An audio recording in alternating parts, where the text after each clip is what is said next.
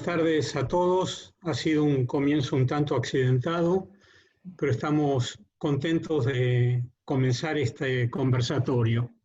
Agradecemos a la Universidad Nacional de Lanús que nos dio la oportunidad de hacer esta actividad en forma conjunta, o sea, es una actividad conjunta entre la Universidad Nacional de San Martín y la Universidad Nacional de Lanús. Tenemos un invitado de la Nueva Universidad de Lisboa y también de la Universidad de Ginebra, en Suiza, el doctor Benedetto Sarraceno, exdirector de Salud Mental de la OMS. También están con nosotros Dora Barrancos, que es profesora consulta de la Universidad Nacional de Buenos Aires, y el doctor Alejandro Grimson, profesor de la Universidad Nacional de San Martín, director del proyecto Argentina Futura, y también, igual que Dora Barrancos, ambos asesores de Presidencia de la Nación en Argentina. Es un conversatorio especial, hemos tenido más de 500 inscriptos, razón por la cual también se está transmitiendo por Facebook. Es el Facebook de Salud Mental Comunitaria de la Universidad de Lanús, y estamos impresionados por la cantidad y voluntad de participación de la audiencia. Aparte de estos 500 inscriptos, vale la pena destacar que son inscriptos provenientes de 13 países, varios de países vecinos y también otros participantes de países de Europa en especial. Bueno, como les decía, estamos contentos de poder hacer esta actividad en común.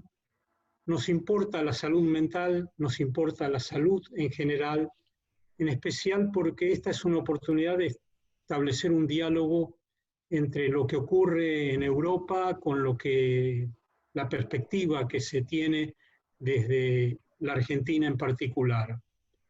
Nos interesa hablar de salud mental, pero también hablar de salud y cómo la amenaza de la pandemia es también una oportunidad para construir un sistema de salud y un sistema de política social diferente una vez que se supere esta situación. Pensamos que la superación tendrá que encarrilarse en el marco de una sociedad democrática, participativa, con participación social plena, y no reforzar los aspectos verticales, privatizados, desiguales de la actual estructura de servicios de salud. Entonces, este diálogo seguramente va a promover esas posibilidades de imaginar el futuro diferente. Querría que, antes de iniciar la presentación de los expositores, reciban ustedes un saludo de las instituciones que han aportado a esta reunión. Le quiero dar la palabra a la decana del Instituto de Ciencias de la Rehabilitación, Cecilia Lucero, que nos va a decir unas palabras, y después a la doctora Boschi de la Universidad de Lanús. Cecilia, hola. por favor. Sí, hola, ¿qué tal? Buenas tardes. Bueno, la verdad que es un placer los invitados que hoy tenemos en este conversatorio.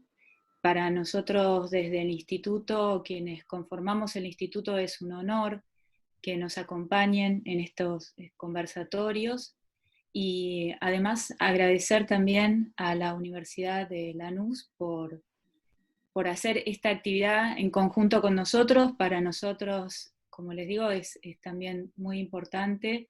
Así que simplemente eso, agradecer todo lo que se puso en marcha para que este conversatorio se lleve adelante, y adhiriendo a las palabras de Hugo en relación a esta situación particular que nos hace hoy que estemos conectados de esta manera. Así que bueno, una vez más, gracias. Bueno, gracias. Elena, por favor. Hola, buenas tardes a todos y a todas. Me sumo a mis compañeros y les doy la bienvenida. Es muy agradable que seamos tantos y celebro este tipo de eventos y de encuentros que nos ayudan a pensar un poco más la salud mental en este contexto que nos toca vivir.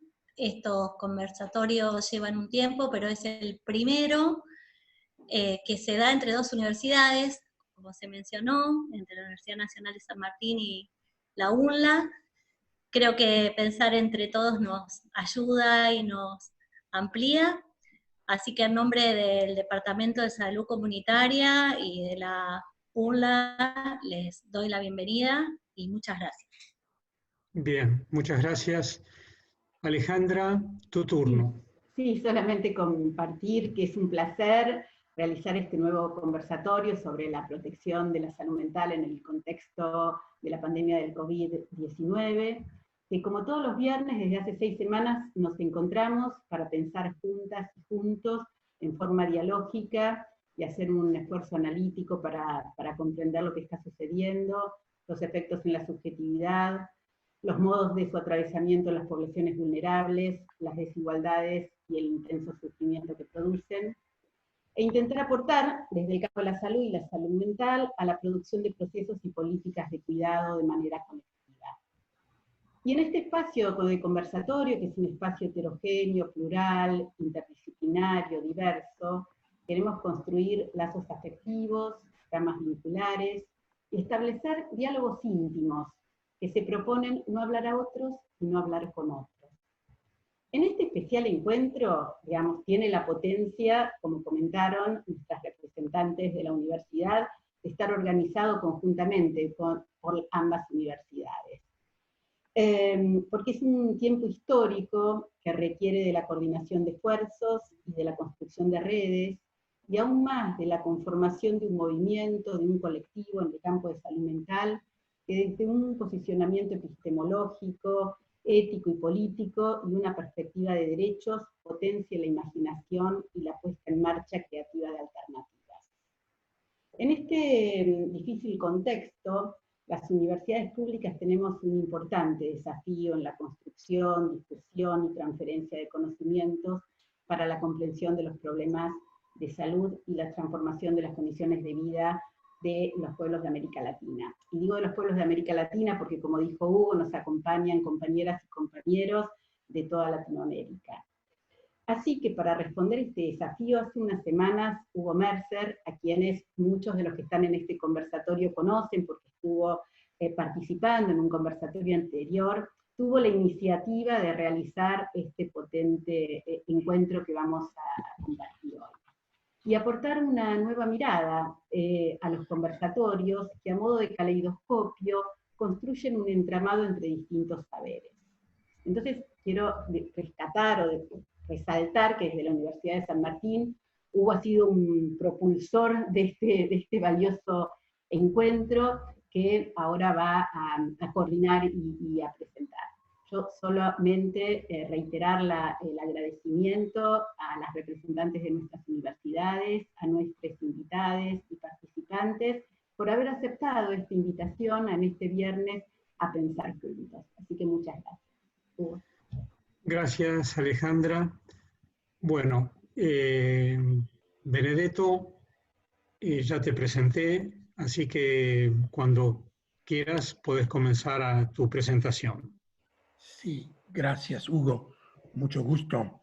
Quiero, antes de todo, agradecer a las dos universidades, al amigo Hugo Mercer, por darme la oportunidad de participar en esta conversación de hoy desde mi confinamiento en la lejana Ginebra, Suiza. Quiero que ustedes me escuchen. Estoy en este momento, son las 9 de la noche en Ginebra. Yo quiero brevemente acompañarlos en un recorrido a través del desastre ocurrido durante la pandemia del coronavirus en la riquísima región del norte de Italia.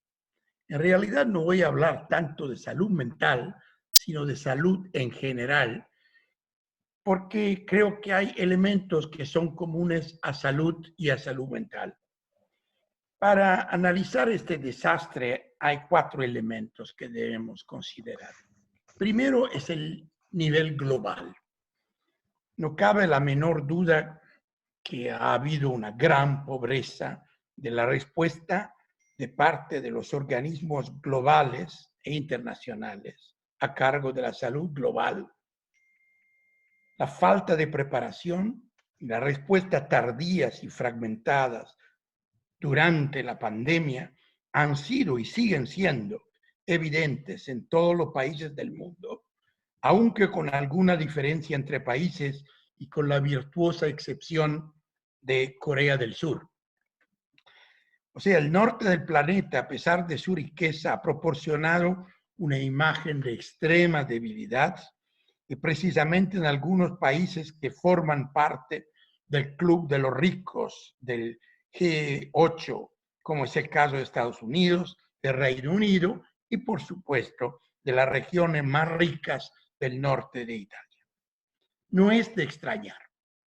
Si consideráramos la respuesta a las pandemias como una de las principales prioridades de los Objetivos de Desarrollo Sostenible de las Naciones Unidas, en realidad vamos a encontrar muy poco. A pesar de la importancia global del tema, si analizamos las metas del objetivo salud y bienestar, ni siquiera encontramos la palabra pandemia, sino se incluye implícitamente entre los riesgos, tanto a nivel nacional como global. Y nuevamente, en el objetivo Ciudades y Comunidades Sostenibles, encontramos una meta que dice, para 2020, aumentar el número de ciudades que implementan la gestión integral de riesgo de desastre. Nada más. No hay nada más de pandemia en todos los objetivos del desarrollo sostenible. No hay mucho.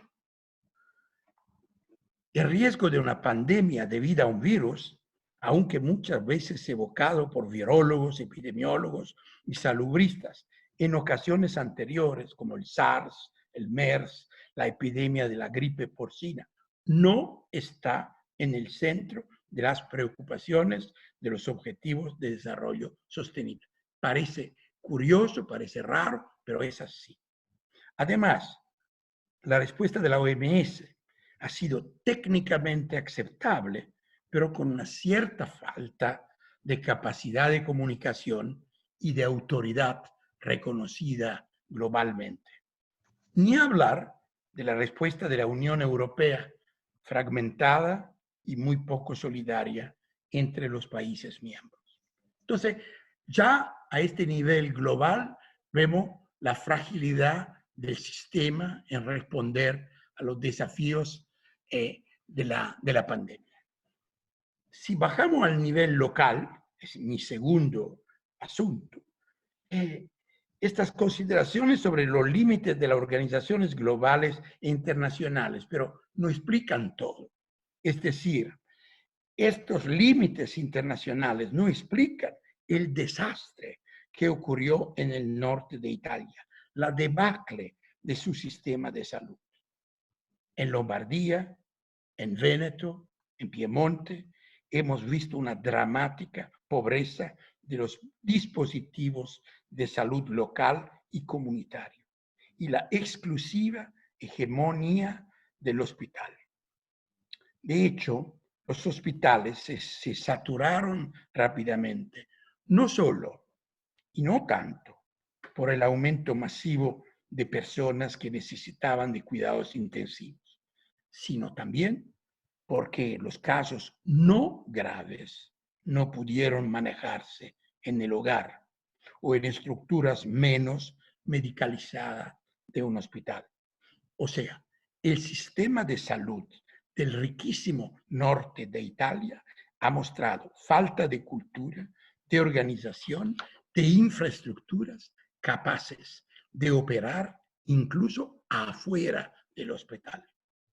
Muchas condiciones se han dejado agravar en el ámbito del hogar sin la capacidad de ofrecer ninguna intervención de mitigación que evite la agravación. Finalmente, muchas personas mayores alojadas en residencias especializadas murieron por la incapacidad de intervenir en estructuras que no eran hospitales y que se caracterizan por un fuerte componente de asistencia social no médica. Todas las residencias protegidas de pacientes psiquiátricos han sido al centro de este desastre. ¿Por qué? Porque el hospital fue la única respuesta, junto con la adopción indispensable de medidas de distanciamiento social. Básicamente, entre la hospitalización urgente y el sentido cívico individual de las personas que respetan el confinamiento, no ha habido nada en el medio y sigue no habiendo nada en el medio. La estrategia de las regiones norteñas, administradas por la derecha política desde muchísimos años, ha mostrado su fragilidad, su inequidad frente a la emergencia. Y no sorprende, teniendo en cuenta que estas regiones del norte de Italia, administradas por la Lega, que es la extrema derecha, han venido deshaciéndose de la medicina comunitaria, de la salud en las comunidades, y han desarrollado solamente hospitales y además favoreciendo una privatización salvaje de los sistemas de salud pública. Ahora, nosotros sabemos muy bien, y desde muchos años, que el modelo extrahospitalario para enfermedades crónicas es esencial para garantizar una respuesta costo efectiva. Lo sabemos por la salud mental. Sabemos que salud mental en la comunidad es más costo efectiva que en los antiguos hospitales psiquiátricos terribles que siguen siendo existentes en todo el mundo. Ahora, son enfermedades crónicas. Ustedes podrán objetar. Bueno, pero ¿por qué hablamos de enfermedades crónicas? En este caso, el virus es una situación aguda que requiere respuestas agudas. Y yo creo que aquí hay una confusión. Una respuesta aguda no es automáticamente sinónimo de una cama de hospital. O sea, el hecho que la situación del virus sea una situación aguda no implica automáticamente que la respuesta aguda sea solamente posible en un medio hospitalario. El desarrollo de un sistema de medicina en la comunidad, de una atención primaria fuerte, debería haber sido, y mucho antes de la crisis pandémica, una elección prioritaria de los organismos responsables de la administración de la salud. La excelencia de un sistema de salud no se limita a la excelencia clínica de sus médicos. Y eso hay que recordárselos a los psiquiatras que piensan que cuando son buenos clínicos ya todo está hecho. No, no es así. Porque la excelencia de un sistema de salud es un asunto de sistema, no es un asunto de clínicos. En la propaganda política sobre la excelencia del sistema de Lombardía, por ejemplo, se ha confundido la excelencia clínica disponible en algunos hospitales lombardos con la excelencia del sistema de salud pública. Adviértase, la presencia del primero, excelencia clínica, no garantiza la presencia del segundo, excelencia del sistema de salud pública. Entonces, eso nos lleva a un problema central, que es el tema de la relación entre democracia y salud. Lo que hemos aprendido en esta crisis y en ese desastre de la respuesta italiana es la falta de democracia o la falta de democracia en el sector salud. El fortalecimiento de la medicina local y de la atención primaria será seguramente uno de los grandes objetivos del después pandemia, si alguna vez hubiera un después, esperámoslo. Esto quiere decir que tenemos que reconsiderar radicalmente las estrategias concretas que promueven la democracia en salud y el empoderamiento de los ciudadanos que demandan salud a los sistemas de salud pública. Será muy útil a este propósito revisar la noción de deep democracy, o sea, de democracia profunda, introducida por el antropólogo Aryun Appadurai. ¿Qué es la democracia profunda? La democracia profunda es la construcción de procesos democráticos desde abajo. Es la experiencia de construir la ciudadanía de los más vulnerables. Estoy pensando en personas con problemas de salud mental, pero en general de los pobres, de los excluidos, de los más frágiles en la comunidad, a partir de su problema concreto y diario, para pasar del nivel de sobrevivir a vivir. Es cierto que uno de los aspectos fundamentales que subyace a la democracia profunda, de cual nos habla Aryun Appadurai, está constituido por los procesos de empoderamiento de los ciudadanos. El término empoderamiento es muy abusado, demasiado, y se usa con demasiada frecuencia con diferentes significados. Yo prefiero parafrasear al premio Nobel Amartya Sen, para el cual el empoderamiento es un proceso que da más capacidad de aspirar, que da más capacidad de funcionamiento individual y social. Por lo tanto, el empoderamiento no es tanto una transferencia de poder abstracta y decontextualizada, sino más bien es la implementación de procesos que promueven en los ciudadanos diferentes capacidades al mismo tiempo que la capacidad de adquirir oportunidades y recursos. Esta definición de empoderamiento, si tomada en serio, tiene importantes consecuencias prácticas. De hecho, los usuarios de los servicios de salud, que suelen ser infantilizados, deberán saber y poder entrar en la edad adulta. O sea, saber y poder, que pero no es solamente un asunto individual y privado, sino también implica elementos colectivos, públicos, o sea, políticos. Por lo tanto, los vectores son dos. El vector de las instituciones que confieren poder y recursos a quienes carecen de ellos, y el vector de los sujetos privados de poder y de recursos que aspiran y aprenden a adquirir poder y recursos. Esta doble dinámica implica un trabajo de transformación radical, permanente, en y de las instituciones de salud y en y de los ciudadanos que utilizan las instituciones de la salud.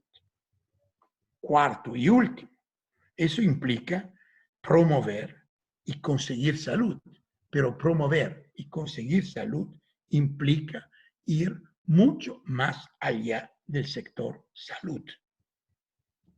O sea, en la práctica nos esperan dos tareas interconectadas. Crear una atención primaria fuerte. Y segundo, aprender y planificar nuevas formas innovadoras de salud local desde abajo. Ahora, la atención primaria, pero estamos claros, no es el nombre que se le da a una clínica ambulatoria. Es, o debería ser, mucho más. Es una concepción general y compleja del sistema de salud que proporciona un servicio accesible, cercano, culturalmente apropiado, disponible, acogedor, donde la demanda de salud de la comunidad se encuentra con una respuesta solidaria, competente, capaz de reconocer, de tratar problemas de salud. Es un lugar que promueve la salud y la participación, que educa que cura y, si es necesario, que acompaña hasta los niveles más especializados del sistema, hasta el hospital. Ahora, un grupo de salubristas, de economistas, de profesionales de la salud, estamos en este momento en Italia trabajando en la elaboración de lo que llamamos la Casa de la Salud, que no es identificable con un simple lugar donde se ofrecen intervenciones de salud, sino es un lugar en y para la comunidad, un lugar de recepción, de participación, un lugar de superación de las desigualdades, en resumen, un lugar donde todos los actores de la convivencia, todos, más allá de los profesionales de la salud, se encuentran planificando y gestionando juntos el bienestar presente y futuro de la comunidad misma. No es utopía, ya existe. Existen la microárea en Trieste, existen las, por lo menos hemos hecho un censo de 50 casas de la salud en Italia. La Casa de la Salud pone a disposición de los habitantes intervenciones capaces de mitigar y contrastar los efectos de los factores de riesgo, no solo para la salud, sino también para una dimensión más amplia que el antropólogo Arthur Kleinman llama sufrimiento social. Y nosotros hemos trabajado en los últimos 10 años sobre el concepto de sufrimiento urbano, o sea, el encuentro entre historias de malestar individual e historias de malestar colectivo.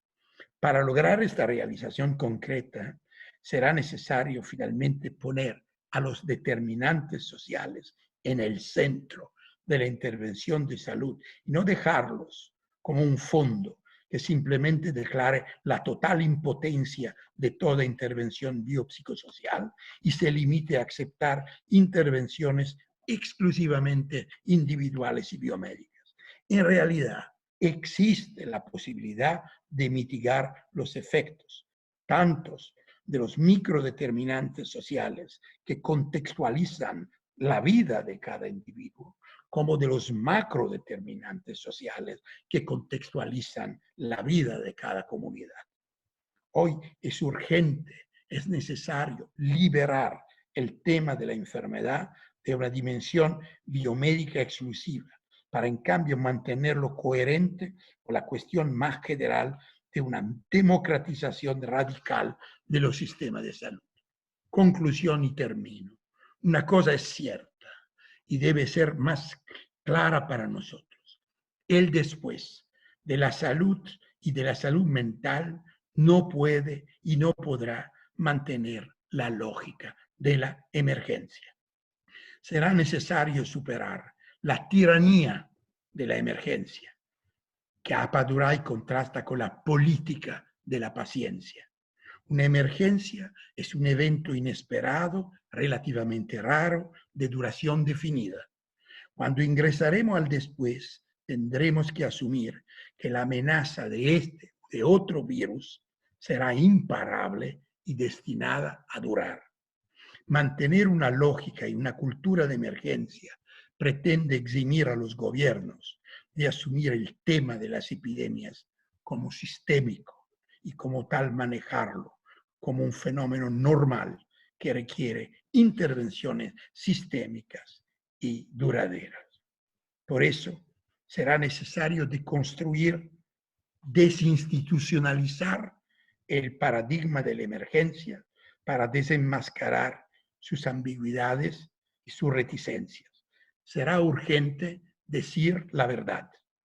En lo que respecta al sistema de salud, por lo tanto, la permanencia de la tiranía de la emergencia dará solamente la ilusión de que es suficiente para enfrentar la próxima epidemia, abastecerse de camas, de máscaras, de respiradores, de líquido hidroalcohólico. No es así. El sistema de salud tendrá no solamente que almacenar, sino que radicalmente cambiar. Y eso es lo que muchos de los gobiernos no quieren entender. Me paro aquí. Gracias. Gracias, Benedetto. Muy provocador, como siempre, y muy elocuente. Vamos a dar lugar a las intervenciones de Alejandro y esperemos que Dora Barrancos pueda resolver su problema de acceso a Internet que le ha surgido. Dora. Hola, ¿qué tal? ¿Cómo estás? Perdón, estoy en absoluto default. Me ha jugado una mala pasada. Evidentemente, gente de mi edad que anda por el éter seguramente contribuye al desaguisado. Pero quiero decirles que no es mi culpa, sino que me avisa la empresa que hay un problema, por lo que estoy sin internet. Y el aparato celular tampoco está muy digno. Bueno, vamos a las cosas. Quiero primero agradecer mucho, especialmente a todos los desvelos de Hugo Mercer, y disculparme especialmente con él por este estropicio que constituye mi falta de visibilidad. Entonces, pero bueno, ahí está la voz.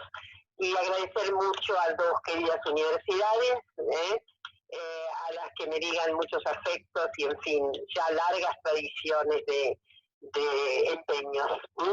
Bueno, yo quisiera manifestarles, voy a hablar poco porque obviamente será mejor que, dadas las circunstancias técnicas, acortemos lo que tengo que decir. En primer lugar, hace poco me expedí sobre esto en una reflexión que comparte con otras reflexiones tantas que se han hecho, y que además, bueno, Alejandro Grimson tuvo la gracia de tomar esas reflexiones y producir un texto que circula por ahí. Y entonces volver a insistir sobre la evidencia absolutamente incontestable que deja la pandemia. Esto muestra al desnudo la incalificable desigualdad humana. Es incalificable cómo se ha incrementado la desigualdad humana. Hay un trabajo por ahí o varios que muestran que la crisis del 2008, lejos de precipitar como se pensaban, llevar a algunos a arrimar una cierta idea de escombro a la circunstancia fenoménica de este capitalismo financiero internacional.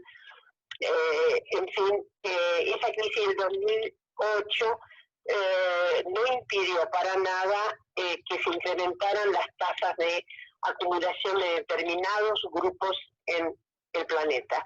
De modo que hoy hay una tal concentración de esos recursos en escala aún mayor que la que se podía vislumbrar hacia el año 2007 y 2008. Por lo tanto, queda completamente desnuda esa abyecta circunstancia de la desigualdad humana, y en mis reflexiones no estoy tan optimista respecto de algunos enunciados, sobre todo uno de los enunciados más entusiásticos que hay en torno de una crisis final del capitalismo ha sido formulada por Zizek, y no estoy tan de acuerdo con que estemos frente a una circunstancia agónica del capitalismo. Yo más bien creo que lo que sí, con lo que podemos lidiar así con mucha más presteza y con mucho más tono y tal vez con mucha más evidencia, podemos lidiar bien con esa doctrina que tiene una aplicación de todas maneras diferente según las cuencas, que denominamos neoliberalismo. Ese raro sortilegio que devino en toda una corriente, a propósito creo que de la clausura del ciclo bastante largo del estado de bienestar. Y en fin, no quiero decir ahora cuáles fueron los entreveros contextuales por los que pudo tener un incremento doctrinario el neoliberalismo. Pero bueno, lo que sí sugiero fuertemente es que deberíamos empeñarnos tal vez más en ver las aplicaciones concretas de tal doctrina, porque en el área latinoamericana es muy disímil esas aplicaciones, o fueron, han sido muy disímiles, más allá de los resultados comunes, pero digo, tiene elementos que probablemente tengan una cierta distinción de las fórmulas que se han visto en Europa y demás. Sí, creo que sería interesante poner vis a vis lo que ha pasado con la aplicación neoliberal en nuestros países, en América Latina, en donde en general la incorporación neo siempre está asociada a un panorama liberal de mercado, pero también muy asociada a lo que serían los trazos más rancios y más tradicionales que tienen nuestras sociedades. Los ejemplos que algunos huelgan, pero en realidad es unas habilitaciones del mercado absolutamente sin límites, es decir, una resignificación. Hola. Hola. Dora. Hola, Dora. No, empezó a salir el sonido muy sucio. Habla un poco. Ahora vuelvo a colocar en altavoz, espera. Seguí. ¿Se escuchaba ahora de manera muy perturbada? Sí, sí. Bueno, ¿ahora cómo sale? Bien. ¿Ahora sale mejor? Sí, sí, bien. Justamente me parece que es una maniobra de doble filo. Me parece que es una maniobra patriarcal, además de una maniobra, quién sabe, estoy asusando a las llamadas fuerzas neoliberales, que, insisto, en América Latina tienen un comportamiento muy poco liberal, salvo, obviamente, su crédito pronunciado en lo que serían, obviamente, las legalidades debidas del Estado, del mercado, y sí, una aplicación absoluta de las circunstancias benéficas que ha tenido el Estado en algunos momentos de la historia de América Latina. En todo caso, insisto en decir que el panorama neoliberal en América Latina está incontestablemente asociado a un cauce absolutamente conservador desde el punto de vista de una serie de derechos, incluidos también los derechos de las mujeres, ¿no? Para dar un ejemplo muy concreto de lo que estoy diciendo, es que nosotras podíamos haber conquistado la ley de aborto en el 2018, y sin embargo, efectivamente, muchas representantes de estos dispositivos ideológicos liberales se opusieron a la ley, de modo que ahí lo que digo, que lo que quiero sostener de manera más empírica con el límite liberal del neoliberalismo en América Latina. Entonces, ¿se está escuchando bien? Sí, sí, se escucha bien. ¿Se escucha bien? Bueno, o sea, en fin, siempre me ha sido a la conjetura de que el neoliberalismo en América Latina es el viejo combustible que encuentra, obviamente, una absoluta habilitación del régimen de mercado, junto con una regresión en materia inclusive de derechos personales. Entonces, pero bueno, quiero ir nuevamente a la cuestión, al fondo de la cuestión, y decir que estamos en condiciones, me parece, sí, muy interesantes ahora, de tener un régimen, yo diría, de locución, un régimen de enunciados que efectivamente pueda hacer frente a la propuesta neoliberal con mucha más, tal vez, con mucha más proyección. En este momento, si hay alguna cosa que podemos hacer, justamente volver a poner a entonarnos, y ahí mi texto iba en este sentido, tal vez menos con una perspectiva, en fin, que encuentro más utópica y menos probable del fin del capitalismo, y sí, bueno, por lo menos con una revisión de una vuelta a lo que podría ser a muchas fórmulas que tuvieron que ver con el estado de bienestar. Entonces, desde ya voy a usar 3 minutos más para que, digamos, para redondear. Esta es una perspectiva que me parece que está a nuestro alcance. Es decir, si nuestras sociedades conquistan la posibilidad de una sostenibilidad de un Estado que efectivamente cumpla todas las funciones que hemos previsto de cuidado, de atención y sobre todo de algo que me parece que está mucho más exigido a propósito de la, digamos, de la saga desigual que pone al rojo vivo el COVID-19, y es un Estado que efectivamente cumpla con algo que es inexorable, y es la redistribución de los recursos. Necesitamos un Estado que redistribuya, un Estado que limite absolutamente la saga concentradora que ha sido tan aciaga, sobre todo me quiero referir concretamente a América Latina. Entonces, necesitamos un Estado que efectivamente vuelva sobre la propuesta redistributiva en orden a algo que obviamente puede tener una reducción semántica muy conocida, que es justicia social.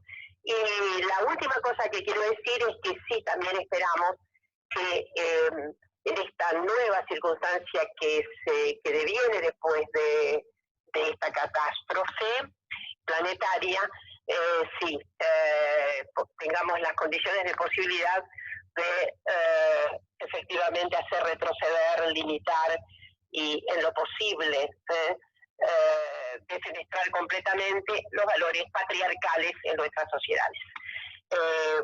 Desde luego, estos valores han sido mucho más, ¿cómo diré?, mucho más forjados, mucho más subrayados por, obviamente, el sistema capitalista. Pero el patriarcado es anterior al capitalismo y efectivamente tiene que encontrar ahora unas nuevas subjetividades femeninas y desde luego una mayor comprensión por parte de la población de varones. Y siempre diremos lo mismo, el patriarcado no es un pacto que todos los días hagan los varones en torno de sus prerrogativas. Es, en términos muy sartrianos, es una circunstancia metaestable en nuestras sociedades. Es transhistórico y tiene atenido la circunstancia tan particular de su metaestabilidad. Por lo tanto, no es un pacto que confiere al varón a varón. Por lo tanto, no debe pensarse que muchísimos compromisos por parte de los varones son necesarios en esta hora para erradicar un sistema que ha generado, que ha subrayado de manera absolutamente incontestable las desigualdades producidas por, desde luego, el sistema capitalista. En fin, este es mi mensaje. Creo que son dos grandes posibilidades que tenemos: una vuelta al estado de bienestar en el sentido del Estado que redistribuya, que proteja efectivamente y que dé condiciones de posibilidad a la dignidad humana, a todas las vidas humanas, y por el otro lado, sí, una posibilidad de, en fin, de limitar, de menguar y, si es posible, de, en fin, superar definitivamente los valores, las conductas, las actitudes del patriarcado. Bien, Dora, muchísimas gracias. No sé cómo ha salido, pero hemos hecho lo que hemos podido. Bueno, espero que lamento muchísimo no haber escuchado a Benedetto, lamento muchísimo no poder acompañarles. Un abrazo enorme. Gracias, Dora. Un abrazo también. Bueno, lamento mucho que la participación de Dora haya tenido que ser tan accidentada. Dora es una histórica luchadora de varias cuestiones en Argentina, en especial la lucha de las mujeres, y tuvo su pasado también por el campo de la salud colectiva, que no lo abandonó nunca y siempre le interesó, y su participación en este debate a pleno hubiera sido muy relevante. Bueno, pero tenemos su contribución al menos. Alejandro, es tu turno y después vamos a dejar paso a unas muy breves intervenciones de la audiencia. Hay mucha gente asistiendo. Les pedimos que levanten la mano. Lo vamos a registrar eso y vamos a ir dando la palabra para intervenciones muy breves, de no más de medio minuto cada uno, de manera que pueda haber una ronda de intervenciones y dar lugar a que Benedetto y Alejandro puedan contestar y abrir la discusión. Alejandro, tu turno. Bueno, primero muchas gracias a todas, a todos, a les anfitriones, a mi universidad y a la Universidad de Lanús, a todos los organizadores de esto.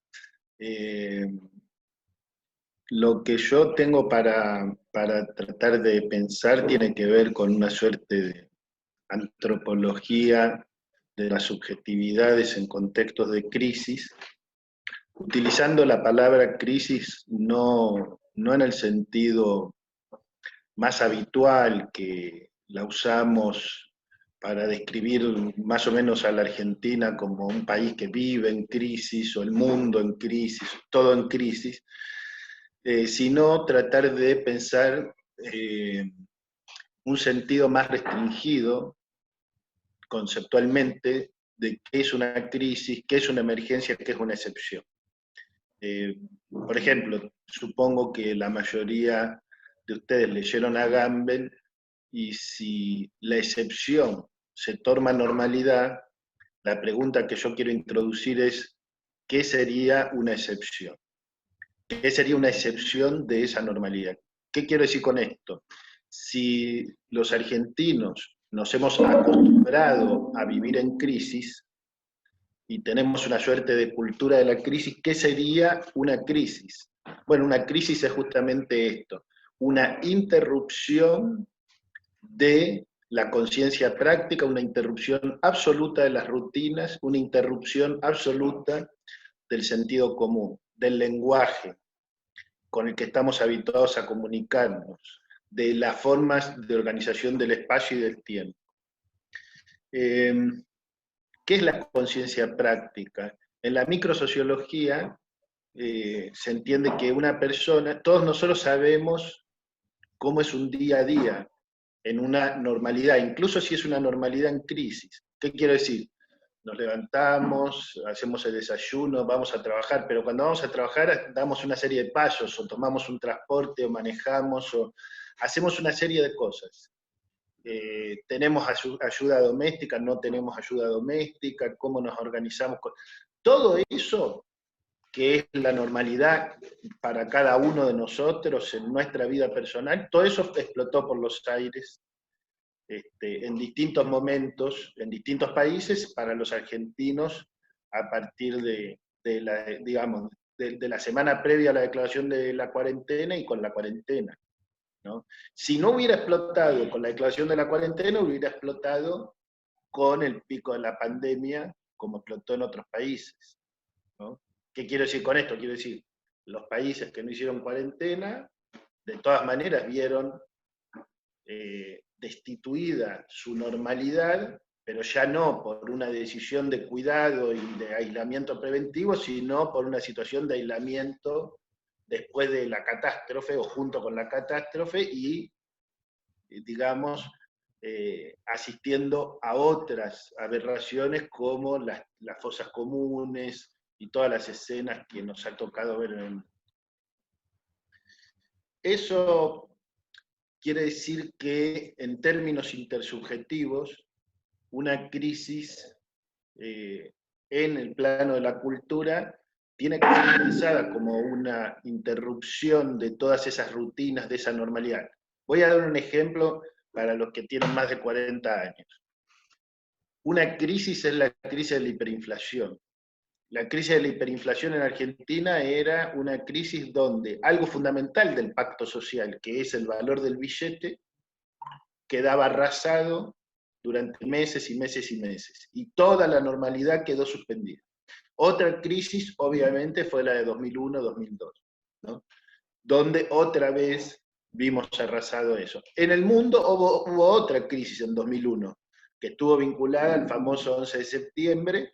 Recuerden que después del día 11 de septiembre, toda la rutina de los aeropuertos del mundo cambiaron definitivamente. Nunca más volvimos a viajar como antes del 11 de septiembre, ¿no?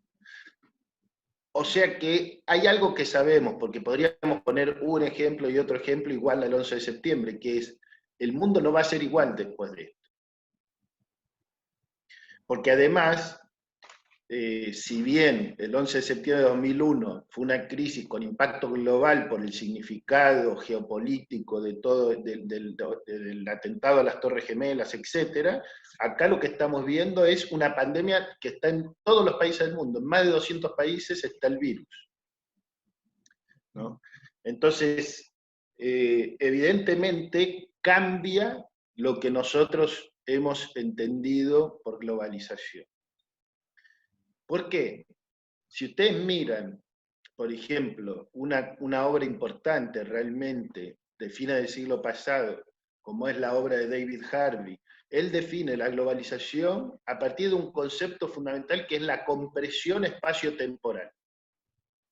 ¿Qué es para él la globalización? En primer lugar, compresión del tiempo y compresión del espacio. O sea, el mundo se hace más chico. O sea que cualquier persona de clase media, alta, de distintos países, podía imaginar la posibilidad de trasladarse a otro país en cuestión de algunas horas, en cuestión de menos de un día generalmente. Y en este momento, esos mismos sectores no tienen o no tenemos posibilidad de trasladarnos a otra ciudad de nuestro propio país por tierra. Porque, por ejemplo, en el caso argentino, por suerte, está interrumpido el tránsito interjurisdiccional. Entonces, piensen cómo era el mundo de un espacio achicado, donde París, en vez de quedar a 2 meses de barco, quedaba a 14 horas de avión, a un mundo donde no sabemos cuándo podría ser posible viajar a Europa, a Estados Unidos o a cualquier otro lugar del mundo o a Brasil. Y donde el espacio no solo se hizo mucho más inmenso, sino que estamos en cuarentena la inmensa mayoría de la población en su hogar. O sea que el espacio es el espacio más pequeño que podamos imaginar para cada ser humano, que es el espacio doméstico. Y el espacio público mínimo queda regulado y básicamente queda en restricción hasta tanto pueda resolverse de alguna manera el problema de la pandemia. Lo mismo pasa con el tiempo. Bueno, quizás, ustedes saben que en física la cuestión espacio y tiempo son cuestiones decisivas, en antropología también. En realidad, digamos, en sociología, no hay sociedades en el mundo donde no hay ser humano que no pueda, que pueda pensar, ser o existir fuera del espacio-tiempo.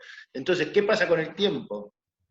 El tiempo de la velocidad global acelerada y de la aceleración brutal deviene también tedio de la cuarentena, ¿no? Y deviene una nueva rutina que no conocemos y no sabemos hasta cuándo va a quedar, va a persistir. Fíjense que esa concepción que planteaba Harvey de la globalización como una compresión espacio-temporal está, por lo menos momentáneamente, en entredicho producto de esta crisis, mientras que hay otra definición que daba Marco Shea hace mucho tiempo, que tenía que ver con la conciencia de contemporaneidad. Él decía que el fenómeno nuevo era esto, era que, mientras que por decir cualquier cosa, cuando Colón llega a América, evidentemente no hay ninguna conciencia de contemporaneidad, y hoy vivimos en un mundo, dice él hace 15 años atrás, donde hay conciencia de contemporaneidad. Sabemos lo que sucede en el conflicto de Medio Oriente y así sucesivamente. Pero ahora se ha incrementado la conciencia de contemporaneidad, porque estamos mirando los números todos los días de cuántos contagiados, fallecidos hay en el planeta con el COVID-19. Entonces, ahí aparecen los rediseños de las percepciones subjetivas de esta nueva fase de una globalización, no en un sentido ideológico de la palabra globalización, sino en el sentido de la percepción subjetiva del planeta como una cierta unidad. Una unidad, por cierto, cada día más nacionalista, más segmentada, porque cada uno acá en este mundo tiene que salvarse a sí mismo, no hay ninguna coordinación internacional, no hay ningún tipo de solidaridad internacional, salvo una excepción o dos completamente localizadas.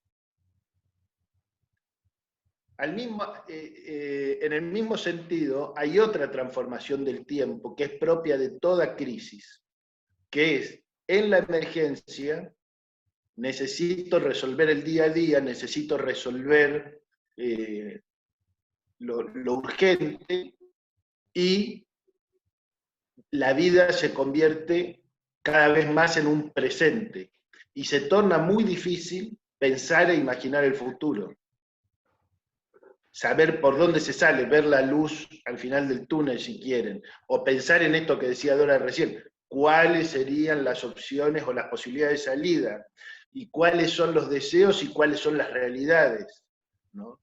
Por eso comento algo que ya se dijo, que es por eso hicimos esta compilación con 26 colaboradores de distintas disciplinas, etcétera, que se llama El futuro después del COVID, que es un libro gratuito que está en internet y que lo pueden mirar, que tiene que ver con esto, con cómo podemos pensar el presente y el futuro respecto de la pandemia.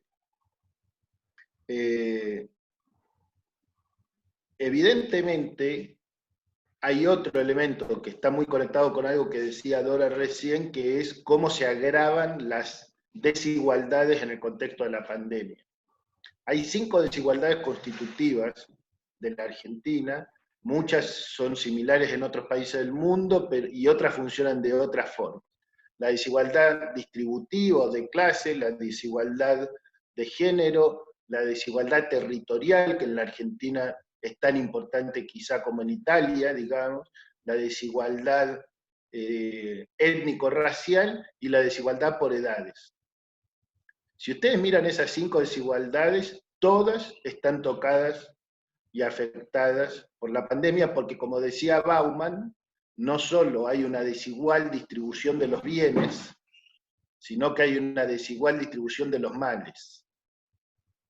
Entonces estamos presenciando, por ejemplo, en estos días, en la Argentina estamos presenciando cómo un virus que ingresó principalmente por sectores medios altos, que tuvieron la oportunidad de viajar, de disfrutar sus vacaciones en el exterior, hoy está golpeando en los sectores donde hay mayor hacinamiento en las zonas de los barrios populares. Es solo un ejemplo, podríamos dar muchos otros. Respecto a lo distributivo, respecto de la cuestión de género, es muy evidente que si hablamos de patriarcado, hablamos de desigualdad en los cuidados, en todo el sistema sexogenérico, y donde ahí hay una recarga brutal de los cuidados sobre las mujeres en el contexto de la pandemia. Si hablamos de la cuestión de edad, vemos la cuestión, por un lado, de los adultos mayores, ya en términos cuasi biológicos, de la propia pandemia y sus amenazas, pero también vemos la cuestión de los niños y los adolescentes como zonas que invitan a reflexiones profundas y serias de la relación entre cuarentena y salud mental. Yo no las voy a hacer porque no soy la persona para hacerlas, pero estoy seguro que muchos de los participantes y de los miembros de la audiencia tendrán sus aportes y sus reflexiones. Otro tema que todos conocemos y a todos nos preocupa muchísimo, el tema de la cuarentena. Y ojo, cuando decimos cuarentena puede ser cuarentena obligatoria o cuarentena voluntaria. En los países donde no hubo cuarentena obligatoria, la gente razonable hizo cuarentena voluntaria, porque no es un chiste, ¿no? Y entonces tomó la responsabilidad en sus propias manos. Pero lo que quiero decir es que esa situación de confinamiento plantea problemas de convivencia y problemas, en algunos casos, de incremento de la violencia en el hogar y de incremento de la violencia de género, que es un tema crucial para tener en cuenta. Y por último, para dejar un tiempo para las preguntas, etcétera, también esta explosión del teletrabajo, ¿no?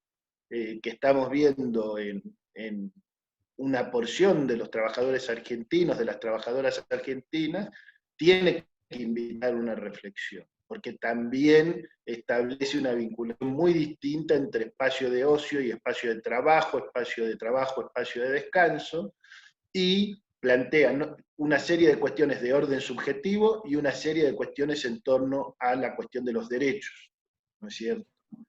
Pero bueno, yo creo que lo fundamental en ese sentido es poder pensar cuáles son los impactos en el corto y mediano plazo en la cultura y en las subjetividades de la pandemia.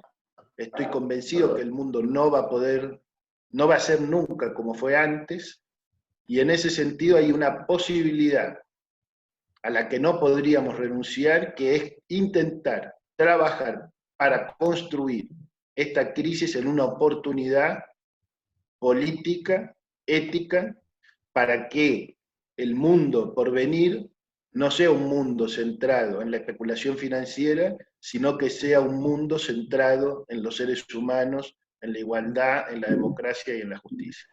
Gracias. Bien, muchas gracias, Alejandro. Yo creo que hay una tarea para todos de articular las intervenciones de Benedetto, de Dora y la tuya. No es fácil. Mi interpretación, mi visión es que Benedetto expuso, además de ideas propias, algunos elementos que son centrales a lo que sería el pensamiento de avanzada, el pensamiento más comprometido en materia de salud colectiva. Cuando él habla de determinantes sociales, cuando habla de democracia profunda dentro del campo de salud, la definición que adopta de empoderamiento, está retomando los aspectos más valiosos del discurso sanitario progresista de los últimos 40 años. El modelo de atención primaria que propone, la forma de entender la salud mental, las perspectivas y las limitaciones, son algunos de los elementos centrales del discurso progresista en el campo de la salud pública internacional. La pandemia acude en su mayoría al discurso médico tradicional y en algunos casos muy correcto, muy científico, muy basado en evidencias. Pero cuando se refiere a la política de salud, sigue siendo una política de salud muy verticalista y, como decía Benedetto, poco sistémica. Ve el funcionamiento de un hospital, ve el funcionamiento de un sistema de extracción y manejo de muestras, pero no el manejo del conjunto del sistema sanitario. Dora y Alejandro nos están invitando a ver qué está pasando con el sistema social, cómo esto también afecta un modo de organización patriarcal de la sociedad, una forma de organizar históricamente la distribución, las desigualdades, las diferencias etarias, étnicas y territoriales que en nuestros países operan. Ese modo de organizarlo, ese modo de organizar basado en la inequidad, fracasó en el norte italiano, fracasó en los países ricos, y sería lamentable que nuestro país no aproveche esta oportunidad para tratar de corregir, de colocar en un rumbo beneficioso para el conjunto, no solamente los servicios de salud, sino la organización del trabajo y las formas de relaciones interpersonales en el conjunto de la sociedad. Benedetto, comentarios tuyos. No, bien, no tengo especiales comentarios. Creo que todos los tres participantes, digamos, los tres speakers, no han tocado mucho el asunto del que sería el título de esta conversación, que es salud mental. Quizá un poco Alejandro al final habló algo que tiene un impacto sobre salud mental. Yo quería solamente hacer un comentario. Hoy la OMS ha publicado, junto con el secretario de Naciones Unidas, Guterres, unos lineamientos para salud mental en tiempo de pandemia. Yo quiero simplemente recordarle que en las grandes emergencias de salud o en las grandes emergencias no de salud, pueden ser desastres, o guerras o lo que usted quieran, los pacientes que están en los hospitales psiquiátricos son víctimas más vulnerables que los más vulnerables. Son los primeros a estar abandonados. Entonces, yo pienso que sería interesante aprovechar de esta crisis de la pandemia poco para tomar en serio una vez para siempre y no dejarlo siempre a nivel de bla, bla, bla, o sea, de discurso, el problema que los manicomios siguen existiendo en todo el mundo a pesar de 40 años de recomendaciones de la OMS para que se cierren y para que se organice otro tipo de atención psiquiátrica. Eso no pasó, ha pasado solamente en algunos países, ha pasado en Brasil con una reforma muy interesante, pero que ha sido matada por el presidente de Brasil actual. Creo que la reflexión que nos da esta situación de emergencia del virus es de reflexionar sobre los vulnerables de los vulnerables. Son dos los vulnerables, son los pacientes que están en las instituciones psiquiátricas, son las personas que están en las cárceles y son los mayores pobres que están en instituciones similares a hospitales psiquiátricos para mayores, sobre todo para mayores pobres.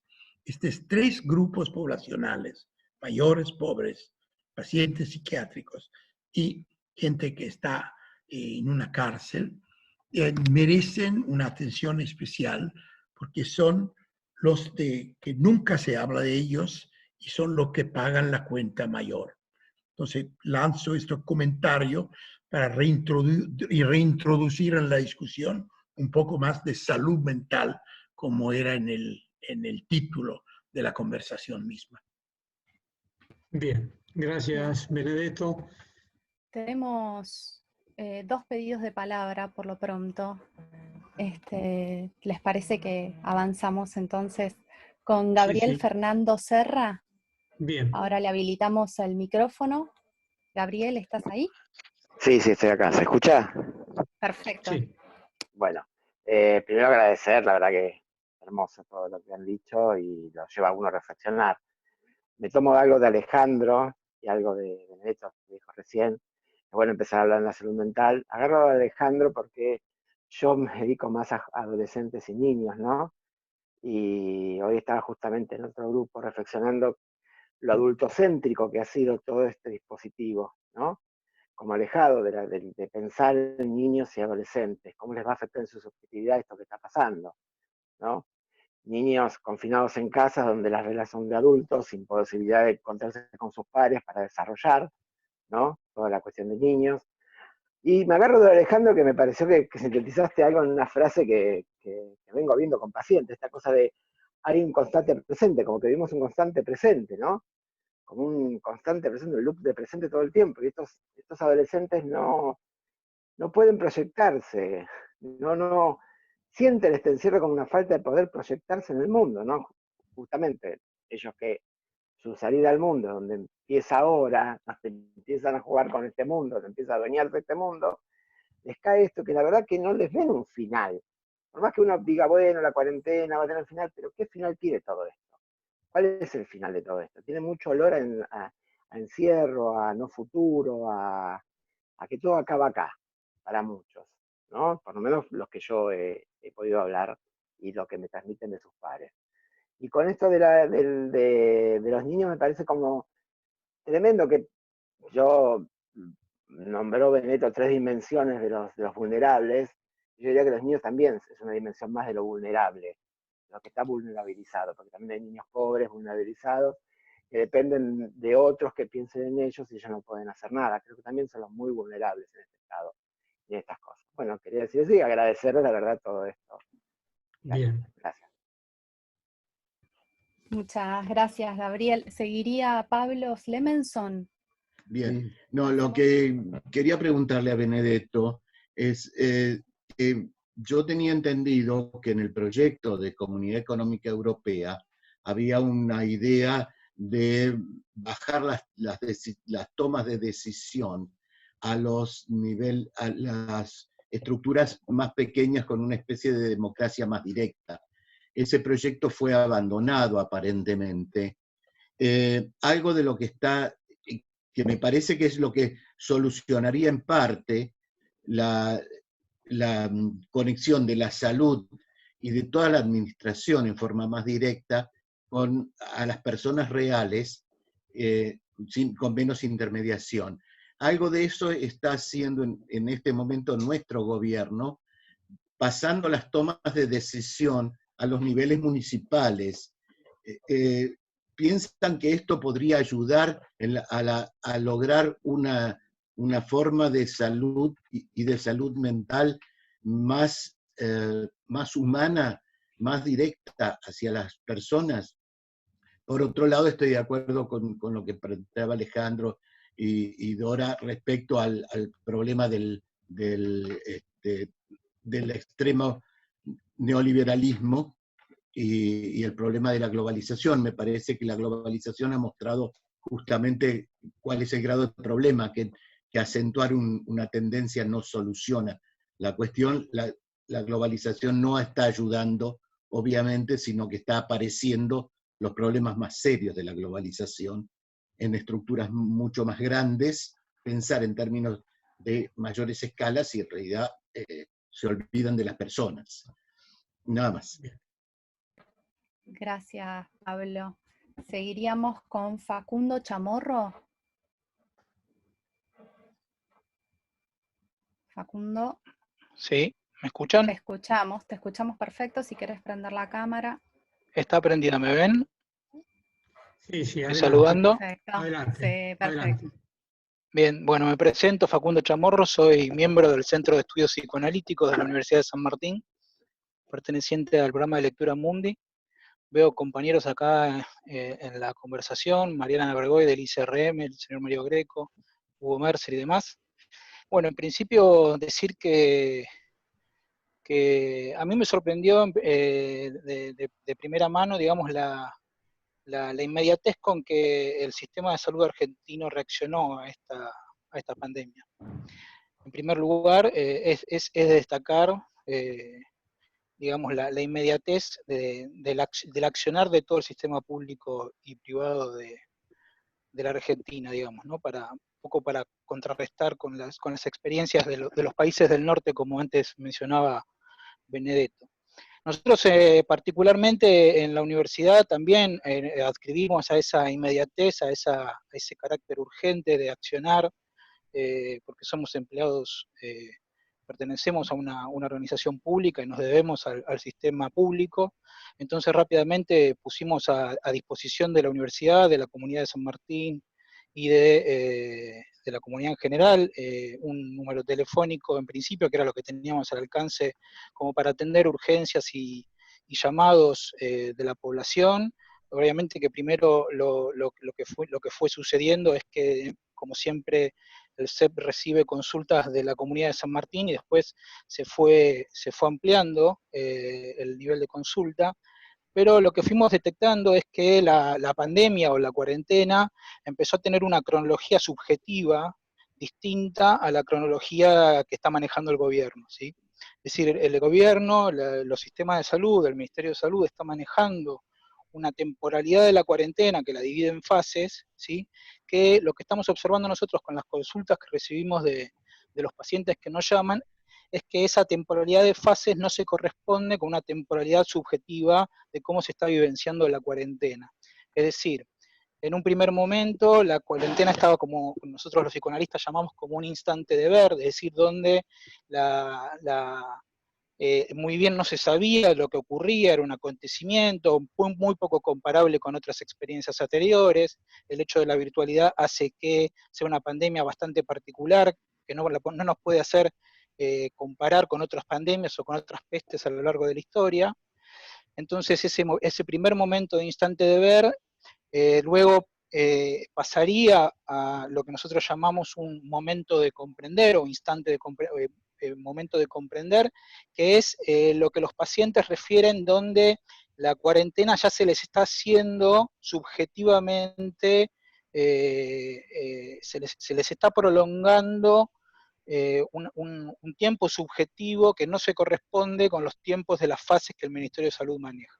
Entonces empezamos a recibir en este segundo tiempo una mayor cantidad de consultas, ¿no? Consultas que obviamente son del orden de estados angustiosos, depresivos, vuelta al consumo de sustancias psicoactivas, drogas y demás. Casi siempre el cuadro que obviamente no se puede establecer un sentido común y un criterio común y un denominador común, pero son estas las orientaciones o los síntomas que se presentan en los llamados telefónicos que nosotros estamos nombrando. Me parece que lo que quiero traer para contribución es que hay que hacer, pensando en términos de salud mental y de atención a las personas en términos de salud mental, que hay que hacer una diferenciación entre el tiempo cronológico que maneja el sistema de salud, ¿sí?, en fases, y el tiempo subjetivo de cómo se vivencia la pandemia y el confinamiento y la cuarentena. Gracias. Gracias, Facundo. Tengo dos personas anotadas más. Marcela Botinelli. Sí, Hugo. Insistir en que las en la brevedad de las intervenciones, es importante, sí. Marcela Botinelli, ¿estás por ahí? Sí, sí. Hola, ¿qué tal? Buenas tardes a todos y a todas. Hola. Muchas gracias por las exposiciones, siempre nos hacen pensar mucho. Yo soy parte del Centro de Salud Mental Comunitaria de la Universidad Nacional de Lanús y también soy presidenta del Consejo Consultivo Honorario de Salud Mental y Adicciones de la Nación, de Argentina. Y la verdad es que estamos sumamente preocupados por la salud mental, tal como traía recién Benedetto. Tenemos como muchos niveles para pensarlo, ¿no? Porque pensar la salud mental implica pensar la salud en todo el proceso de salud, enfermedad, atención, cuidado. Entonces, ¿qué pasa con este tiempo de impasse en diferentes niveles? ¿Qué pasa con la población en general, con la incertidumbre, el miedo al virus, etcétera? Y todo lo que detonan estos procesos de cuarentena hacia el interior de las familias, hacia el interior de las casas o de los lugares donde la gente resida, ¿no? Aumento de violencia, aumento de alcoholismo, etcétera, pero también todos estos procesos más silenciosos que denotan todas las desigualdades que, como bien estuvieron manifestando ustedes, muestran esto de lo tan injusto de las desigualdades e inequidades en las personas, y que esto también afecta a la salud mental en términos de salud mental comunitaria. Nosotros en el Consejo Consultivo estamos viendo que además de estas afectaciones genéricas para la población, en todas las situaciones de encierro, en hospitales psiquiátricos, en los manicomios, en las situaciones de encierro en cárceles, en los geriátricos, en todas las formas de encierro se ven exacerbadas porque volvieron a las prácticas más anquilosadas de encierro, ¿no? Entonces es una exclusión dentro de otra exclusión, en la cual la lucha constante es por ver cuáles son esas otras formas, porque también aparecen estas otras formas, las formas empoderantes, ¿no? Las formas que los profesionales de salud, que somos más de territorio, que somos más de comunidad, vamos inventando para poder tratar de sostener derechos de niños, de niñas, de adolescentes, de adultos mayores, de personas encerradas, y en ese sentido nos está preocupando mucho cómo esto también nos conmueve a pensar no solamente en la urgencia actual que muestra estas grandes inequidades, pero además estos grandes encierros y graves lesiones a los derechos humanos y a las conquistas mínimas que habíamos tenido respecto de la aplicación de la ley, de los derechos, de la ampliación, cómo las arrasan en 2 minutos, ¿no? Por ejemplo, en Córdoba, el otro día, con esto de garantizar la salud de la población, lo que hicieron fue pintar todo el hospital, los murales que habían hecho las personas internadas, ¿no? Entonces pintaron todo de blanco. Con los pocos insumos que tenían, lo que hicieron fue pintar, en vez de poner jabón, en vez de hacer charlas, en vez de ver cómo garantizaban la conexión. Entonces, la pregunta o lo que más nos tensiona es cómo sostener paralelamente estas dos tensiones, la tensión de lo cotidiano en la urgencia, de sostener los derechos de las personas en cada uno de estos niveles, pero sobre todo con las personas encerradas, y por el otro, cómo pensar a futuro, ¿no? Porque no tendremos una normalidad igual que la anterior, pero tenemos que formar profesionales que estén garantizando estos procesos de derechos en esas otras nuevas realidades. Esa sería la pregunta. Bien. Gracias, Marcela. Tendríamos a Iris. Entiendo, Iris. No sé Sí, con esa, digamos, terminaríamos y después que contesten, por ahí podríamos retomar algunas de las preguntas del Facebook, ¿sí? Excelente. Ok. Bueno, Iris. voy a tratar de ser breve. Mi nombre es Iris Valles, yo estoy también como Marcela en el Consejo Consultivo Nacional, soy de la provincia de Santa Fe y estoy en la Universidad Nacional de Rosario. Va en una línea similar a lo que planteaba Marcela, después de semejantes intervenciones que son un aporte que además sintetizan historias muy importantes. Estamos marcados por el sanitarismo, por la epidemiología crítica. Alejandro trae la potencia de lo que significa preservarnos para tener la ilusión y el futuro. Y nuestra preocupación en estos días justamente es esa, ¿no? Y hay un compañero que recién decía, respondió rápido el Estado. Creo que hay dos cuestiones por lo menos para tener en cuenta. Una es que hay una memoria histórica, si hay historia en este país sobre salud. Y por otro lado, también porque siempre las decisiones tienen que ver con acumulaciones, con decisiones políticas que producen subjetividad, ¿no? Yo la pondría a cuenta del análisis también, pero no me quiero meter en algo tan complejo, sino aprovechar este evento con estos referentes que nos invitan a pensar justamente a algo que está en tensión permanente, como decía Marcela, en este momento, en todos los colectivos y grupos de los trabajadores del campo de la salud mental.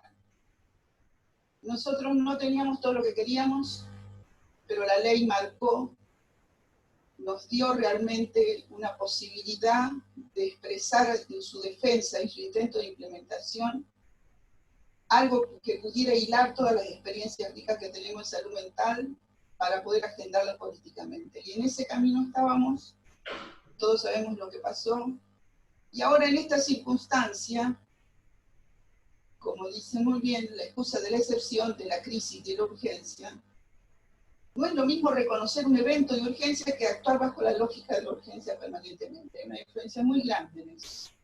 Entonces yo quiero hacer un llamamiento a todos mis compañeros en relación y al colectivo de salud mental en relación a esto. Están moviéndonos los lugares ganados en hospitales generales. En muchos lugares se aprovecha el sector hegemónico para desmantelar todo lo territorializado. Así, del mismo modo, podemos decir que hay experiencias, en este momento no quiero nombrar ninguna para no ser injusta, hay experiencias que nos están mostrando que aún en los inicios de experiencias de desinstitucionalización y de manicomialización que aparecen como enormes, hay compañeros que se han plantado y están disputando justamente el sentido de estas decisiones y dicen, no desaparecemos del hospital general y vamos poniendo recursos, dispositivos, prácticas, inventamos, como recién se decía, inventamos posibilidades para estos derechos y vamos a construir cosas nuevas. El mayor riesgo está en que mientras esto sucede, porque a veces no tenemos respuesta clara y ante la crisis no sabemos qué hacer y accedemos, porque está la vida en juego, y a veces no sabemos ni qué hacer. Pero el mayor riesgo sería que dejemos de darnos cuenta qué lógica opera detrás de esto y que dejemos de pensar. No podemos estar como muñecos aceptando que estas decisiones se tomen sin que siquiera esto haga marca en nosotros. No es o la ley o el virus. Nosotros tenemos una lógica planteada en la ley que supimos parir, que permite pensar también una respuesta, una estrategia y una política aún frente a esto. Y eso yo quiero que nos lo recordemos porque creo que hay muchos compañeros que lo están intentando y no hay que dejarlo solo. Muchas gracias, Iris. No, gracias a ustedes. Vamos a una vuelta de respuestas. ¿O cómo? Había unas preguntas por Facebook y ahí daríamos las respuestas. Ah, perfecto. Alejandro y a Benedetto, y daríamos luego cierre a la reunión. Perfecto. Alejandra, creo que ella tenía... Les cuento un poco algunas de las preguntas que estoy viendo aquí en Facebook. Una es de Sergio Remesar, que es ¿por qué quienes han concentrado el poder económico y político van a ceder a partir de la pandemia en lugar de concentrar aún más? Me parece que ver este desastre como una oportunidad en realidad es un doble error. No creo que sea oportunidad que muere y o enferme tanta gente, donde los más afectados son como siempre los más vulnerabilizados y porque sería una oportunidad para quienes. La segunda pregunta para Benedetto es ¿de qué manera las estrategias de reducción de riesgo y gestión de daños que se utilizan en el abordaje de la salud mental pueden sumar en las respuestas que desde la salud se pueden dar en estos momentos de pandemia?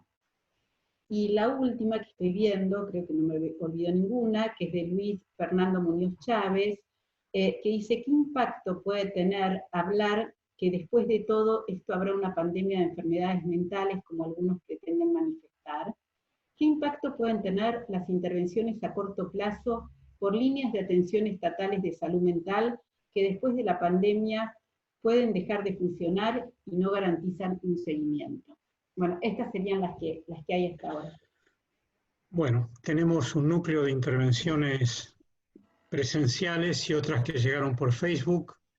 Alejandro y Benedetto tienen la palabra para intervenir. Alejandro. Ahí, a ver. Bueno, creo que todavía queda un tema por incorporar, entre los 1000 temas que quedarían por incorporar a este tipo de conversaciones, hay una que es la clínica por Zoom, ¿no?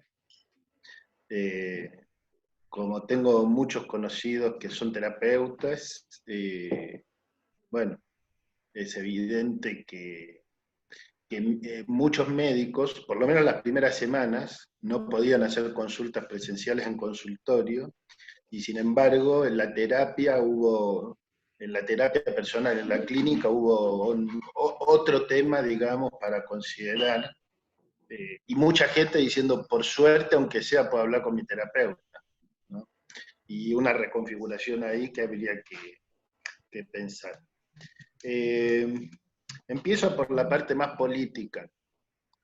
Yo creo que históricamente hay veces que las crisis más espantosas y más profundas se convirtieron en oportunidades. Yo creo que el mundo después de la Segunda Guerra fue un mundo mejor que el mundo anterior. Lo que Dora señaló y citó, y que está implícito en toda la intervención de Benedetto sobre el estado de bienestar europeo, es un estado de bienestar que es la consecuencia de lo que sucedió en Europa después del 45. Y así podría señalar otras situaciones, digamos. Serían tantas que quizás algunas serían polémicas, opinables, etc. Yo no digo que de esta crisis va a salir algo bueno. Digo que de otras crisis salieron cosas buenas, y eso por supuesto que no va a ser una cesión graciosa por parte de los poderes económicos. Pero la manera en que yo entiendo los procesos políticos no es que los poderes económicos deciden todo el tiempo, porque si no, no tendría ningún sentido luchar para que haya una democracia profunda en el sentido que lo dijo Benedetto, ni una democracia en ningún sentido. A mi juicio, los procesos políticos son más complejos. Existen los poderes económicos, existen corrientes sociales, culturales, políticas, y de ahí se constituyen disputas hegemónicas. Sería muy largo explicar esto, pero no, de ninguna manera creo que el destino esté escrito, ni en un sentido positivo y optimista, ni en un sentido negativo. Creo que el destino está abierto y que también depende de cómo intervengamos. Por ejemplo, respecto de las cosas que se avanzaron en estos 2 meses, en el fortalecimiento real del sistema de salud, ¿quién iba a creer que en Argentina se podían construir 12 hospitales en 2 meses? Nosotros mirábamos eso en China. Ahora, eso va a quedar, eso va a permanecer, entonces vamos a tener una concepción distinta de la salud pública, lo que ganamos en experiencia, lo que ganamos en una institución, lo que ganamos en camas, lo que ganamos en respiradores, eso va a ser parte de algo positivo que salga de este desastre, o cuando el desastre pase, volvemos a la normalidad de que la salud es un tema de segunda o tercera o cuarta categoría.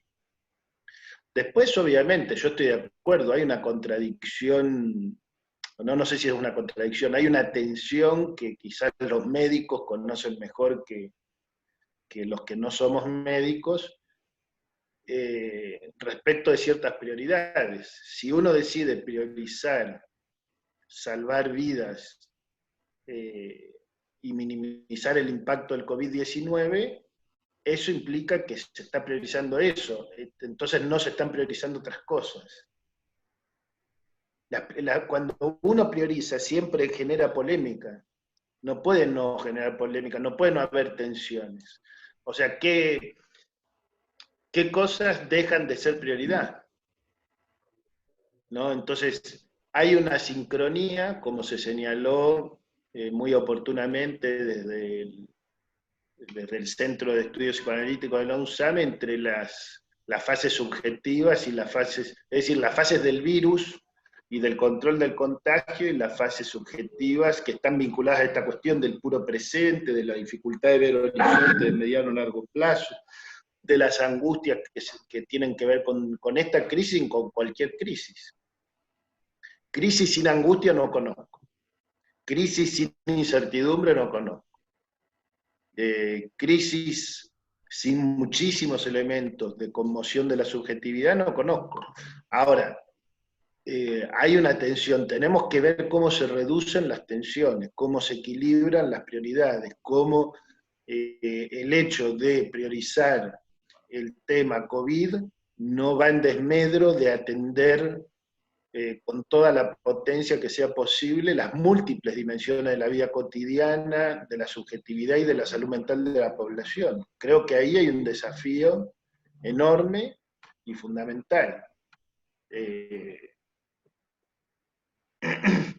creo que también hay en esas asincronías, hay que pensarlo también en términos de diversidad territorial, ¿no? O sea, el hecho de que haya la gran mayoría de las provincias hoy están en fase 4, respecto de la fase del gobierno, eso implica que hay un nivel de movilidad mucho más alto que en el área metropolitana de Buenos Aires. Y acá, cuanto las localidades son más pequeñas, es más posible que se acerquen a una vida más parecida a como era la vida pre-pandemia que en los grandes centros urbanos. O sea, creo que ahí hay diversidad geográfica, también probablemente en las formas subjetivas de la vivencia. Hay un término que los más pesimistas, los llamados tecnofóbicos, ¿no? Los que consideraban que la aparición de Internet, de la conectividad, iba a generar una catástrofe, creían que en los años 90, creían que todos nos íbamos a quedar por puro placer encerrados en nuestras casas, comunicados de alguna manera telemática, y que eso iba a provocar hambre de piel. Pero en realidad nada de eso sucedió, porque nos seguimos abrazando y nos seguimos saludando con un beso hasta el COVID-19, ¿no? O sea, aumentó muchísimo la conectividad hasta niveles que a fines del siglo pasado obviamente eran inimaginables, y no hubo hambre de piel hasta que ahora sí hay hambre de piel, que es una dimensión subjetiva crucial de todos los seres humanos, el contacto físico, ¿no? Entonces me parece que también hay que pensar dos dimensiones. Una dimensión que tiene que ver con cómo convertimos a la conectividad en un derecho, porque si hay algo que es, una de las cosas que revela la pandemia es que la peor de todas las desigualdades es si no podemos conectarnos. Y hay gente en nuestro país que no puede conectarse.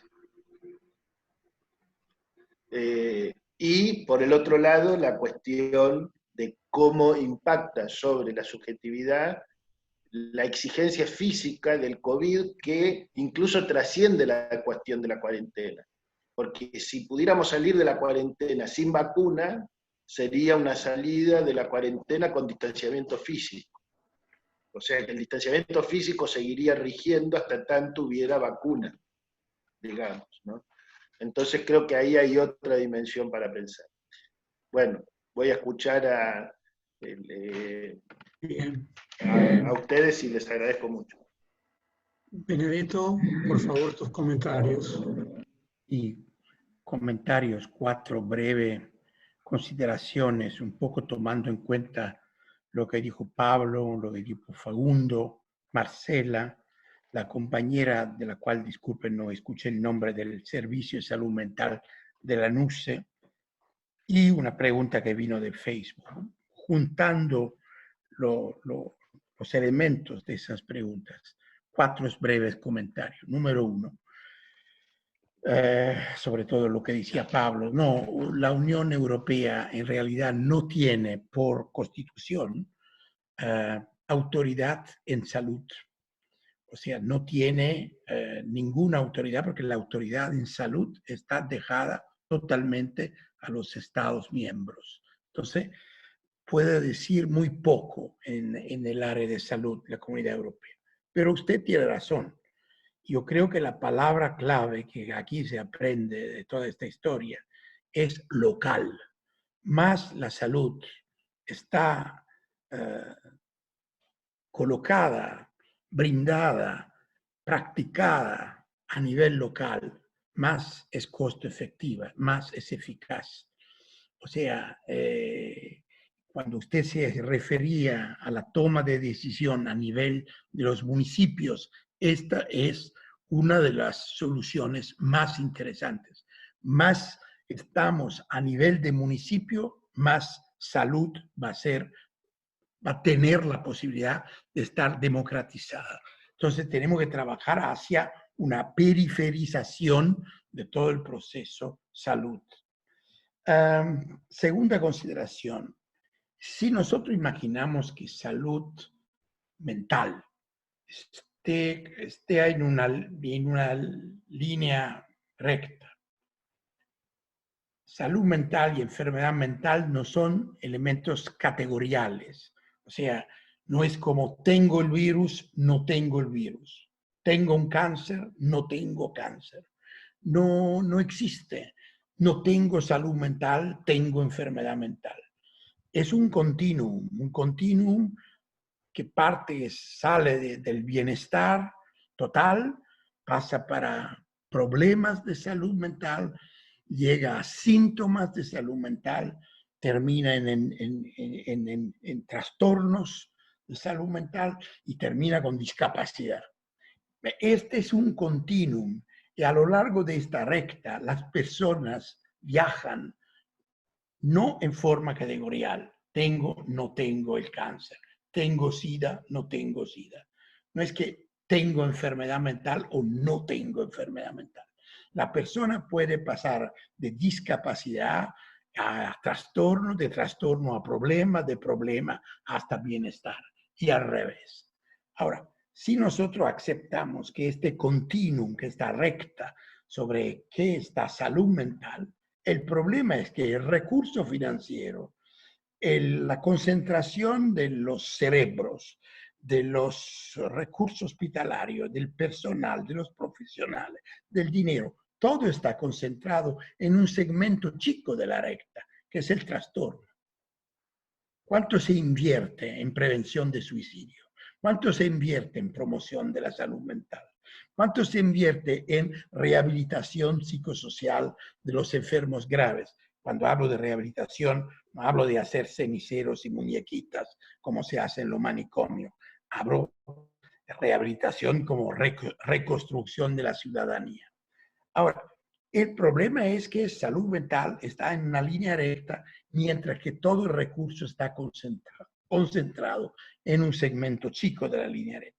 Ahora, lo que tenemos que tener mucho cuidado en ese momento es que la pandemia puede ser una poderosa herramienta de regresión social y de regresión atrás de los avances de salud mental. Ustedes mencionaban la ley, yo creo que esto está pasando en todo el mundo. O sea, la pandemia como excusa o como herramienta que produce regresión social y regresión de las conquistas, de los avances que la lucha para una salud mental más democratizada, más comunitaria, menos institucional, hemos logrado más o menos, quién más, quién menos, en varios países. Entonces, pienso que tenemos que ser muy vigilantes porque el riesgo es que se vean pasos atrás. Y en eso los psiquiatras pueden tener responsabilidades muy graves en ser cómplices de estos caminos para atrás, de la aplicación del respecto de la ley y de todos los avances. Ahora, yo quiero hacer una pequeña conclusión, que en ese momento, ya por lo menos en Italia, hay mucha gente que escribe sobre el futuro después, luego de la pandemia. Yo creo que hay un grupo que imagina un futuro negro, un futuro de desastre. O sea, será una sociedad más violenta, una sociedad más con distanciación social, distanciación humana, será la crisis económica, estarán las desigualdades aumentando y todos los niños estarán totalmente cretinos por estar todo el tiempo a mirar a su pantalla y toda una visión de el después como desastre global. De otro lado, hay otro grupo encabezado por el Papa Bergoglio, que esta es la gran ocasión, el futuro será una maravilla. Entonces, la palingénesis en que no hará más neoliberalismo, no hará más capitalismo, tenemos una sensibilidad ecológica nueva, una mayor capacidad de ver. Yo creo que pocos escriben sobre un fenómeno que los que se ocupan de epidemiología y estadística saben muy bien, que se llama la regresión hacia la media. Yo creo que El problema, el riesgo real es que haya muchos intereses a que el después sea igual a lo antes, con las mismas injusticias, con las mismas desigualdades, con las mismas tragedias de antes. Entonces, yo creo que en lugar de imaginar un futuro maravilloso o un futuro desastroso, tenemos que vigilar para que el regresar a lo anterior no sea regresar a las injusticias que ya conocemos de antes, que no sigan inmodificadas. Y por eso, en el caso de salud mental, creo que hay que tener una vigilancia especial para que los avances de la ley no sean parados por otros intereses, o sea, que vuelvan los intereses institucionales, manicomiales y gremiales de los psiquiatras. Lo puedo decir siendo un psiquiatra. Los mayores enemigos de las reformas en todo el mundo han sido siempre los psiquiatras. Me paro aquí. Bien. Gracias Alejandro y gracias Benedetto. Creo que hay en el ambiente muchas cuestiones como para seguir debatiendo. El tiempo se nos agotó. Queremos agradecerle muchísimo a Benedetto, son las 11 de la noche en su casa, y a Alejandro y a Dora por su intervención, y a todos los que han participado. Alejandra va a tener el cierre habitual de estos conversatorios, así que le pido, y yo me despido agradeciéndoles a todos su participación, y los que estamos cerca los seguiremos pronto. Muchísimas gracias, Benedetto. Gracias a todos. Muchísimas gracias, reitero el agradecimiento por el tiempo de nuestros invitados a dialogar. El esfuerzo que ha hecho Dora también para estar acá. Nosotros tenemos una forma para despedirnos, una forma de cierre diferente, que es que todos abrimos las cámaras y mientras vamos cerrando, vamos saludando. Queremos que aún en el marco de la virtualidad, utilizar esto para generar algún modo vincular. Entonces, nuestro agradecimiento a todos los que han participado en este conversatorio. Les pedimos disculpas, hubo un montón de preguntas, tanto en el Facebook como en el Zoom, que no pudimos contestar. Entonces ahora los invitamos a ir saludándonos a medida que vamos cerrando el micrófono. Muchas gracias a todos. Chao, chao. Gracias y hasta prontísimo. Hasta Chao. prontísimo. Gracias Alejandro. Chao, chao. Chao.